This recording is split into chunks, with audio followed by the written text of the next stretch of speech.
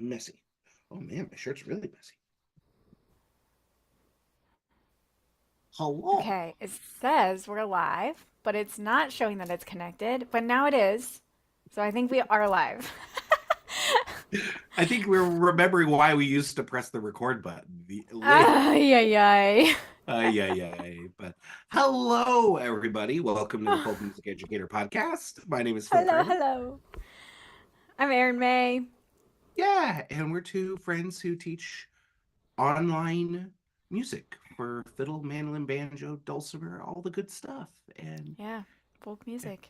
And we're just chatting this morning because but we had one of those mornings where a couple of days ago we like scheduled like, oh, Friday morning is actually going to be kind of busy, so we might need to go a little bit later. And then both of our plans got canceled. And so with the look of a free morning unencumbered, we're like, we're going to get to have some good rest, get some nice personal work done. And what did we do, Aaron? I sat in a chair and scrolled on my phone for far Yeah. longer than I would like to admit I did. Uh-huh. And I, who don't have to, for the first Friday in several months, didn't have to take the 16-year-old who lives in my house to school at 6:30 in the morning. So I slept in, and boy, did I sleep in far later than was probably socially acceptable for a 30-year-old adult who pays taxes should. So, Yeah, so I was reflecting as we said our hellos this morning on how I get annoyed with myself when I do that because I long for these times when I have rest built into my calendar, and it's often not very common. And yeah. the last 2 months have been pretty intense, and there hasn't been a morning for a long time that I didn't have to set my alarm and get up and have things back to back to back. So I was like, "Ugh, I'm gonna have just like a truly restful morning." And then I get annoyed with myself because scrolling on my phone doesn't actually rejuvenate me in any way. It doesn't feel actually restful or restorative. And I then am like, I wasted this time I had this time blocked off and I could have used it to do something that actually makes me feel better, like reading a book. I got a notification that my library books are almost due. So we've talked about I'm a library girl, and part of the Yep. reason I'm a library girl is because there's a deadline, right? So I Ah, get a okay. notification that my books are almost due, and even that wasn't enough to propel me to change out the phone scrolling for the book reading, which would have made me feel 1,000 times better about the hour spent in the chair. And like I made my tea and I left it sitting on the kitchen counter and I scrolled on my phone and I didn't even like it was I'm why do we do this? Why do we What do is this? this? And I know, at least for me, I'm listening to this. I'm like, oh, Aaron has stolen journals out of my autobiography about what my life is like. Though, no, I would say, yeah, I was going to say that I'm not a library girly, but I have library girly energy. I'm here for it. I can say that. Yeah, I'm a library girly. Um, I but mean, I know you're more of an ebook reader, like yeah, that's brand new. But man, I've been in an loving my an ebook. audiobook. Are you an audiobook listener? I'm a big audiobook guy. Yeah. That really helps. Some people have, I know that there are people that have like comfort movies or comfort television shows that they watch over and over again. That's kind of Yeah. their thing. I have comfort audiobooks that I've probably reread a dozen, 2 dozen times because it's just like, oh, I need to not feel so, I need to feel hope. And I was like, Uh-huh. And that the reader's voice is nice and the story is uh-huh, uh-huh uh-huh. And uplifting. you know what's going to happen. You don't have to worry. It's kind of like Mhm. getting to go on a drive that you know really well. And so you get to notice all of the little details and see how things change with the passage of time. And Mhm. it's fun. It's fun. Hmm. And but that actually kind of, I don't know about you, because there are times where I think when we do these podcasts where we're walking in and I'm like, oh boy, am I qualified to talk about what we're talking about? And then there's days where I'm walking in and go, oh boy, I am not qualified to talk about how to have healthy types of rest. But I don't know. I think because of that, maybe the perspective and advice and the things that we have is almost a little more practical for people who are also struggling with it. Because I don't Yeah. know. Yeah. Yeah. Yeah. I don't need advice of people like, have you tried keeping a planner? I need advice of, don't take your shoes off when you come in the house or you'll lose your momentum. It's Like, so true. yeah. Uh-huh. Yeah, yesterday I made a comment about having gumption measured by milliseconds. That's Like, I amazing. had a millisecond of gumption and it's gone. Lost it. Millisecond Gumption is such a good contra dance band name. I think Uh, that's the name of yes. our contra dance band name there. Okay, Millisecond deal. Gumption. Yeah, I'm down for it. Yes. Yes. Yeah. Yeah. Yeah, for sure. And there's things, there are things I've figured out. Like if I have a task that is not big and overwhelming, but involves several steps, like for me, one of the tasks that involves several steps that are not hard, but fall often into the bottom of the list category is sending my students their follow up. Because usually it's like attaching 2 or 3 PDF files from various places on my computer or grabbing a link to a thing that we talked about that's like an article or a YouTube video or something and just collecting those 4 or 5 bits of information and putting them into the email can sometimes totally bog me down. So I either have to do it while I'm still with the student. And one of the things I've started to do is like, okay, right now before you sign off, I'm going to put together this email for you. And these are the things I'm including in it. And I just like talk it through while I write the email. Yeah. Because if I don't, then we get to their next lesson and they're like, I'm not sure what I was supposed to have practiced because I don't think I got anything. And I'm like, Oh. oh man, dag nabbit. So, so tricks like that in terms of like keeping your shoes on when you walk in the door, how do you keep the momentum and not lose it? I feel like I'm getting better at. And it's funny because I actually do know the answer for myself for like what happened today. What happened Okay. for today is I did not make a plan. Uh, I okay. trusted my morning self to be capable of making a plan. And it turns out my morning self is not capable of making plans. She's just not. And my morning self is kind of always resentful of having a plan.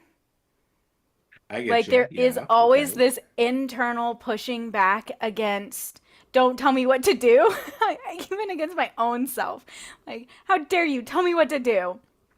But also, my evening self feels way better about my life if I set up the plan for my morning self and I'm like, okay. And also, if I would have said, you know what, my plan for tomorrow, my plans got canceled, which is fine, no hard feelings, plans fall through, whatever, plans got canceled. I'm going to create a new plan, which is to do absolutely nothing until noon. And if I would have done that, even, then I would have been like, oh, that's great. I did absolutely nothing until noon. Instead of having in my mind, like, I'm gonna do something, but I'm not gonna decide what I'm gonna do, and I'm just gonna figure that out in the morning. That's, So it's yep. almost like, yeah, to me, it would almost feel like, oh, I was trusting myself to do something, but I've given myself proof that left to my own devices, I would just rather not do it. And Yes, yes, yeah, yes. I I should know by now that I am not trustworthy in this.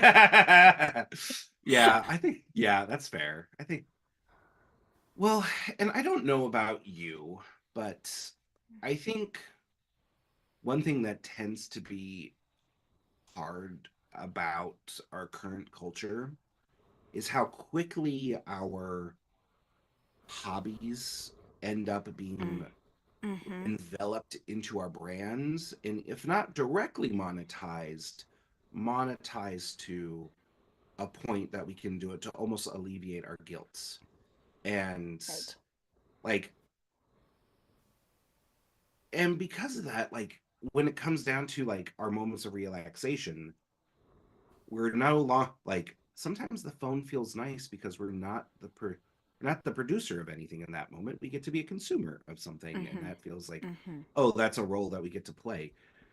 Mm-hmm. And I don't know. That's been And I don't have to decide, right? Because it decides for me. It, the things that annoy me about like listening to music on Spotify and it decides for you what to listen to next instead of just turning it off at the end of the album or like, the things that on my best day I'm super annoyed by where it decides for me what I get to see next or consume next or whatever. Like there is something about that in the moment when I don't want to make a decision that it yeah. decides for me what the next thing is. Here, play this game. I'll just keep changing it a tiny bit, and yet now you're in the next level. Or, like, here, scroll through this app, and it'll decide for you what the next video you get to see is. Or,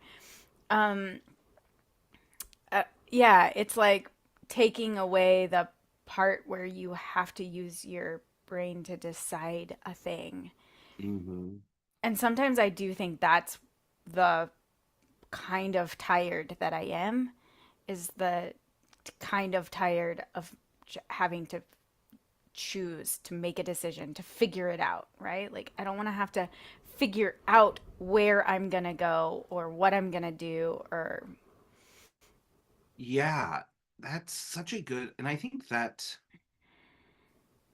that phenomenon necessary isn't necessarily all that new because like back in the day, like one of the reasons that the Grand Old Opry was as powerful as it was is it was kind of, oh, this you there used to be the once a month dance bands and all that kind of stuff where you would get together and have dances and all that stuff, but now, oh, this is happening every, I think it was Thursday night. It could have been Friday night. I can't remember.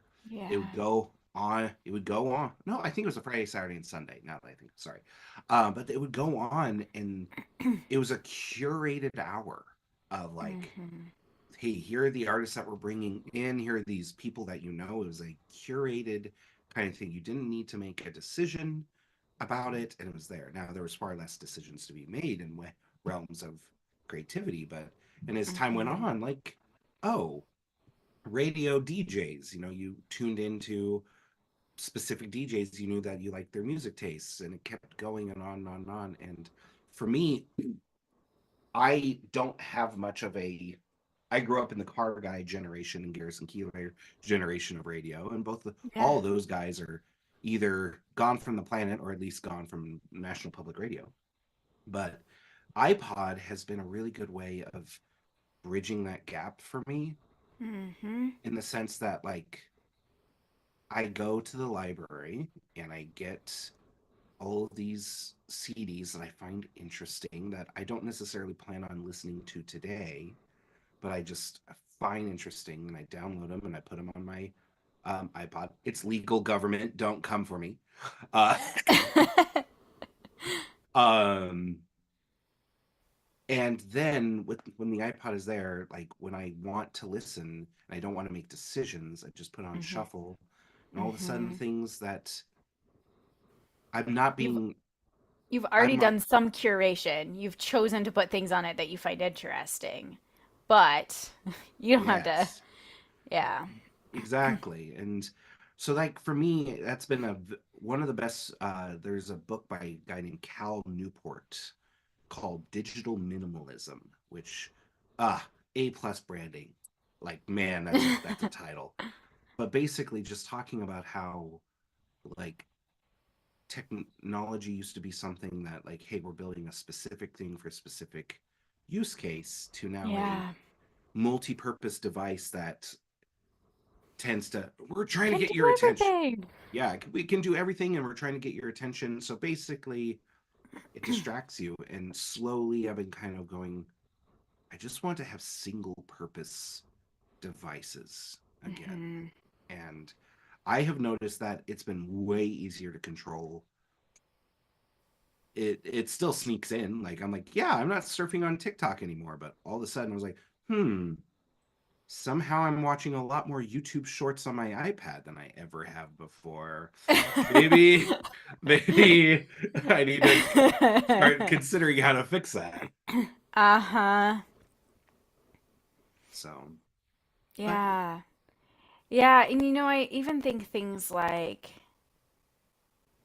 how do I make the things I know I enjoy, like knitting and reading and whatever, as easy of a choice to grab as the thing on my phone, or I don't know, trying to trying to circumvent my own brain's like laziness about sometimes figuring out what to do. well, I do have to admit, it does make me feel a little bit better about myself that you also have some moments of like, oh, I feel guilty about this because I'm like, out of all the people know that do what we do, you have one of the most healthy relationships with tech, from what I can tell. It's just like, yeah, I'll talk to you. I know, like, she's not ignoring my texts. I don't feel that, but like, she'll probably not get to it for a couple of days. She's got a busy life. She's got things to Yeah. do. Yeah, I'm not super drawn into like the urgency of things. That might just be a personality thing in general for me. Like Yeah. I'm not super quick to be like, "Oh my goodness, I need to solve everyone's problems right now." I'm just like, if we ignore it, it'll probably go away. And that's I not like always it. the most healthy either, but I do, yeah, I don't get caught up in that piece of it as much as some people do, but I think it's personality. I don't think I can take a lot of credit for like having cultivated that. That's fair. That's fair. It's a unique thing, and I'm kind of interested. Like, So I'm also interested in like as a musician whose job is teaching music, you play music because there's something about it that you really also enjoy. So are there ways that you make distinctions for yourself about like this music is for play and this music is for work? And ooh. is it different in your brain than it is on like, I don't know, your taxes? That's funny. Like here's an example that's coming to my mind. I'll let you think about it while I tell Yeah. you this. So last weekend there was a bluegrass festival here locally. And I am on the board that helps put on the festival, and it's a volunteer board, so I'm not getting paid for it, but I'm doing a lot of the same work things that I do as my job. And I direct some of the children's programming, which I think fits in the bucket of work for me more than like the jamming all night. But also, the jamming all night is where I learn new tunes and I get ideas and I kind of put into practice all the things that I'm always talking about with my students about how to interact with other musicians and how you're listening and it. So I think, I stayed up way too late, which is probably also part of my current spiral is just my sleep schedule is wonky because I tend to be more of a night owl anyway. And when I go to a festival, I just let myself lean all the way into that. So I went to bed between like 1 and 5 in the middle of the night every for 3 days in a row. Like a and teenager. and my body is just like, yeah, let's stay up late. But then mornings are really rough because I didn't actually sleep as much as I should have because I, try to have like 11 to midnight is my range of when Mm. I go to bed and not 2 to 5. But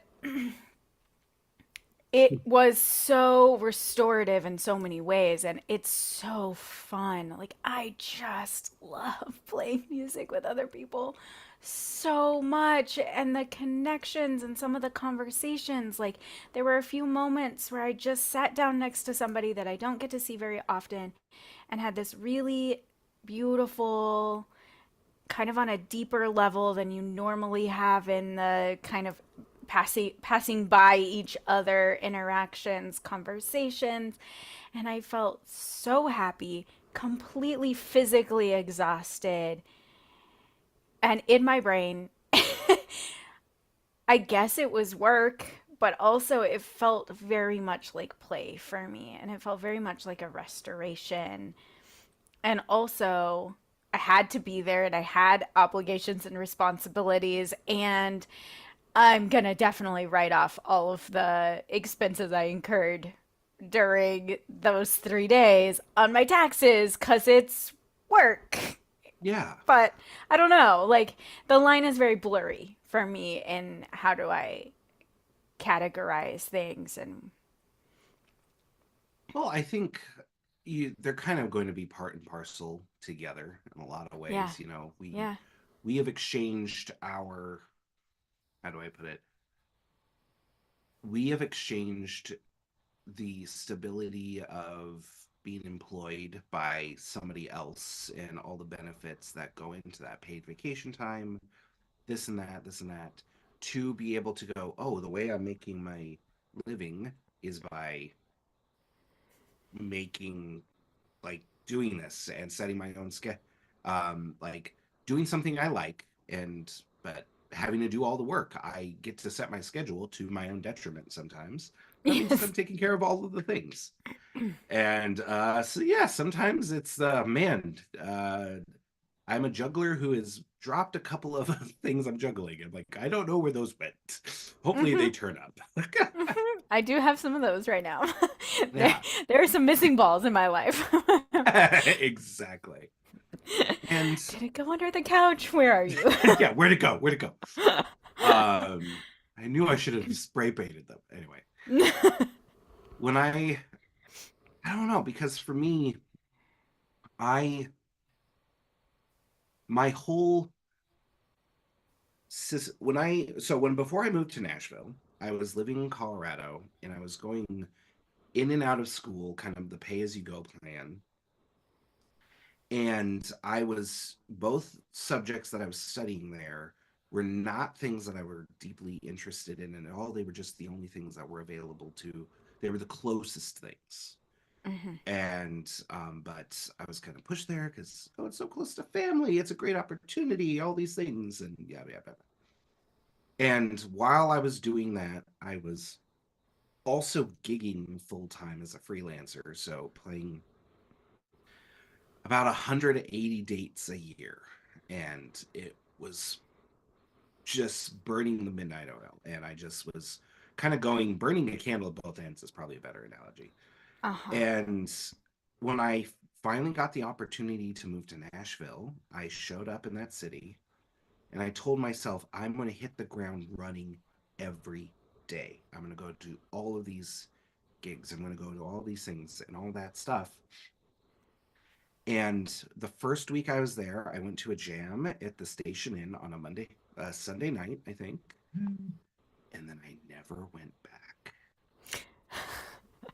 And for the next 9 months, not 9 months, but at least the next 6 months, I hardly touched an instrument at all. It didn't get out of the case.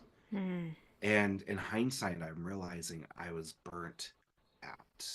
And I had conditioned myself to really only make music at the expectation of some sort of financial or academic institution. Mm-hmm. And so even though I was living in a place with such great opportunity and great everything, I did not know, I did not have the skill sets to have any sort of discernment of what I wanted and what I wanted to do. Mm-hmm. Yeah. And what was really funny is that, like, I didn't really play clawhammer banjo at all at that point. 2019, 2020, I didn't really play it. I had messed around with it a little bit, but I saw a video by Lucas Poole, one of my favorite clawhammer players. Runs the Ozark Banjo Company. If you ever want a custom made clawhammer banjo, they are Nice. kind of my ones to recommend. Anyway, I he had this video of Snowdrop, a good old clawhammer tune, and I was like, I can't play that, but I could play something like that. And got out the banjo, and I didn't know about double C tuning, which would that was in, but I learned enough of it that I was like, that scratched the itch. No one's going Mm-hmm. to care. I'm never going to perform this for anyone. And I started to realize that for me, um, creating without the expectation was kind of what happened. And slowly but surely, I started to just create things. And Yeah. I had a few gigs here and there, and finally started to meet people. And I started playing for a Baptist church for a little while, which, knowing my religious standings now, hilarious. Uh, and I was getting, I had met some folks to play on. Was doing some auditions to go play on this country cruise line that was going to go, basically playing fiddle in a country band that would go leave Florida, go all the way through the Caribbean, come back up to Florida, and just do this loop. Yeah. And thankfully, I did not get it because those poor guys got stuck on a boat during COVID for like 4 months. And that would have been bad. Uh-huh. Uh-huh. Uh, The timing of that wasn't awesome. was not great. Was not great. Yeah. But anyways, I the reason I tell this whole story is that I kind of rebuilt my whole music identity around the, um, follow the dopamine kind of vibe for myself, Yeah. and not feeling guilty and all. And I'm starting to realize, kind of unfortunately for myself, that there there were some dreams that I had for myself, music, career wise, that I just don't think will ever happen because I don't it would cause so much mental bereavement. Like, I would love to have the skill sets to go and become a studio musician, and I do think that I for a lot of the things that about it I like, the creativity of playing different things and all that kind of stuff, but the expectation of having to, um put my own stuff on hold to prepare Yeah. that was something weird. Or And I don't know, it's something that I'm kind of challenging with, but for me at least, like, it's not something I've had to tackle because I've overcorrected to the other way now. I've been the other person who never got to play fiddle tunes and never got to Yeah. do all those things, to like, now I refuse to do anything but this. I refuse to do anything I don't like. Exactly. And thankfully and I guess my where that does change is with my students, because it's so Hmm. much I don't have much interest in learning like Travis picking guitar, but I have several students who are like, we're really interested, and Yeah. I can do it for them. Hmm. That is a type of learning, for work, that I just do not struggle with at all. I'm like, I'm helping them learn how to do the thing they dream about. That seems way more fun than, um, you couldn't afford Stuart Duncan, so you're trying to call me and make me try to play like Stuart, and I can't do it because he's so good. Uh-huh. Uh-huh. So yeah. Yeah. Did that answer I your like question, or just go on a big soliloquy that didn't answer it? Well, I think it did, right? Because it started with I'm doing the music thing as a job only to I'm so burned out from that I'm only doing music that I love, Yeah. and like recognizing how your own creativity just comes out in different ways and like what you need to make it feel playful and fun and Yeah, I don't know. Music is so cool to me because it just holds so many multitudes inside of it. So there are moments when music is a gentle lullaby that like calms my nervous system, and there are times when music is this like incredibly uplifting thing, and it's in community and it's like faster and faster and more adrenaline, and you're playing all the notes and it's so cool and you're just like, yes, this is it. And there's times when music is this like really intense process of arrangements and rehearsals and creating sort of a masterpiece that you get to present at the end. And there's something really magical about that part of the experience. And I don't know, I think all of it is just great. And I think that's why I don't get bored being Yeah. a full time musician with ADD. Like, I don't get bored because there's always a different kind of thing for me to focus on. So I can spend an afternoon just learning a new Scottish tune, and then I can spend an afternoon transcribing songs from the radio for one of my students, and then I can spend an afternoon or an all night at a bluegrass festival, and Uh-huh. it tickles all kinds of different itches. And I, even this weekend, when I'm thinking about, okay, like what do I want to do for me, for my rest, for my rejuvenation this weekend, it's like, oh, well, there's a string quartet playing at the art museum. I want to go to that. Oh, John McCutcheon is doing a show at a church. I want to go to that. Like it's all also music things. And sometimes I think, wow, my poor husband, the only thing that I ever want to do is music. But there's so many different, like that checks so many different kinds of categories for me. It's just And I totally delightful. agree. It's delightful, and I think, well, that's one for me. Like, not only is music like checking all these boxes of this and that, but it's also offering so many forms of um inclusion that don't require on this. Like one of the like I love going to music festivals, and because I get to walk around the campgrounds or the place and realizing how many people are present with different skill sets Yeah. that are all kind of required to get this together. Like, I remember there was a guy that I played music with growing up, um, who he was a much older guy, but it was a music festival, so that was not completely unheard of. And he Right. played fiddle, and he was a good fiddle player. But he was, deaf. He was beginning to intermediate now, and he was kind of intermediate now. Like, that was just kind of that vibe. And but unbeknownst to me, over the intervening 20, 20 years since I had last seen him, he had changed from being a carpenter to a mandolin maker, and he is actually like makes boutique mandolins now for full time for a living. And I'm not going to say his name because I don't want to accidentally embarrass him for intermediate fiddle playing and whatnot. But like, and it made me realize, like, no, there is, when you walk into an industrialized kind of thing and brands and all Hmm. that stuff, you're so disconnected. Like, everything is prepared off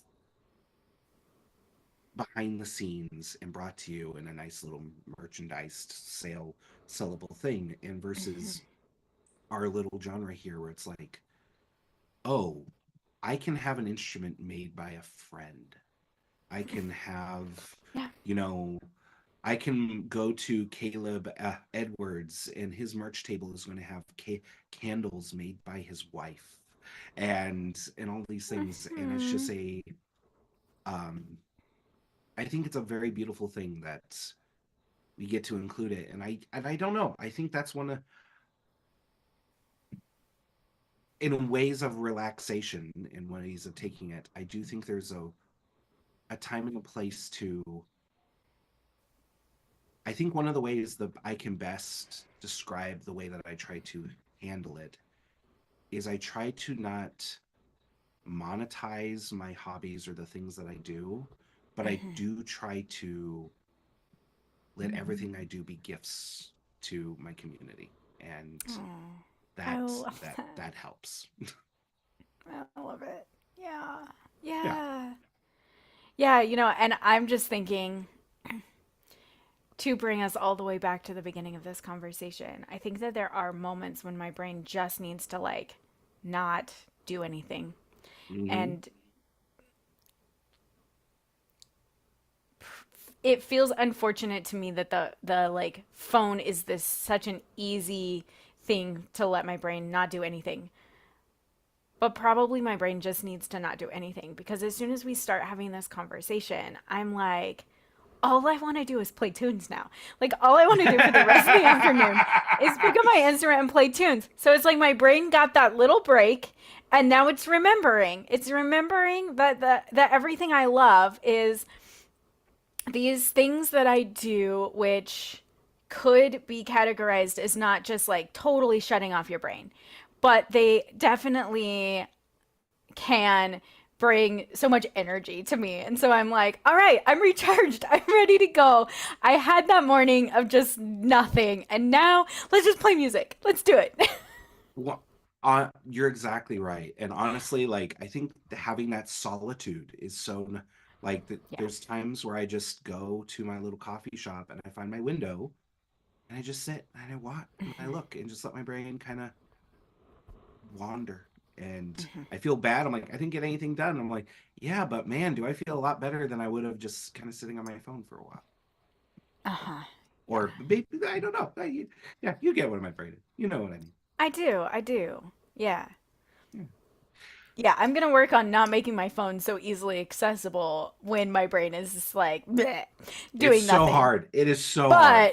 But but I do think that instead of me feeling guilty now for not getting anything done all morning, I'm gonna be like, yeah, I wish it hadn't have been my phone in my hand while I was not getting anything done, but I'm not gonna feel bad about not getting anything done. I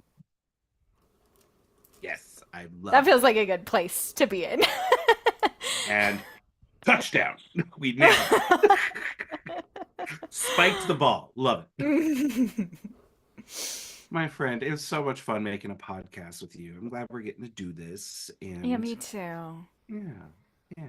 And I hope for all y'all who are listening, anywhere between the one and two of you to maybe more. Hopefully there's more. Yeah, right. It's thank you for listening, and you're just as much a part of this trio as yeah, yeah. And you can If you find got me at brilliant ideas for rest yeah, and let what us that know. means for you, Let us know. yeah. Yeah, yeah. And yeah, you can find us at Folk Music Educator Podcast on Instagram. Technically, we still have that. We haven't updated it in a while. You can find me at Fiddle Maybe and next Phil. month. Maybe next Maybe month next. we'll update our Instagrams and We'll get there. We'll Facebooks. get there. Where can we find you, Miss Erin? I'm at Aaron May Music. All things Aaron May Music. Love it. Have a wonderful weekend, everybody, and we're excited to see you next time. Thanks. Bye. Bye.